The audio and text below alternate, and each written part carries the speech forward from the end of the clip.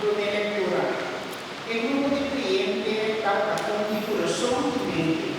Leitura de Hechos de Apóstolos. Tempo allá, a multitud de esnan a querer estava da de coração e alma. Nenhum gente não estava a reclamar nada para isso. Al contrário, não estava a compartilhar turcos com outro. E apóstolo estava a dar testemunho de ressurreição do Senhor Jesus. Na uma maneira mais impressionante e graça abundante estava a ribanantur. Cerca não estava tendo nenhum gente de necessidade, para sobra tudo que estava tendo terreno of casa, estava a vender, 13 placa de lo que não a vende e põe essa aqui na pia de apóstolo.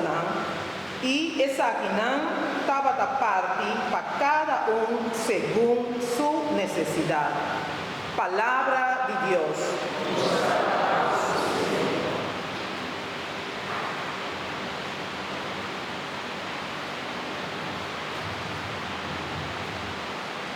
Salmo responsorial, Salmo 18, nos canta.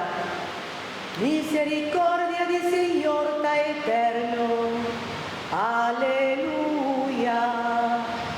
Misericordia del Señor está eterno, aleluya. Van a celebrar misericordia del Señor. Su amor está eterno. Tu tribu de Israel vuelve visa, su amor está eterno. Descendiente de Aarón, repetí, su amor está eterno.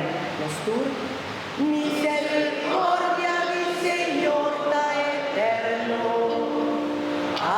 Aleluya. Nan astot y puxani pabicay. Pero Señor, ayúdame.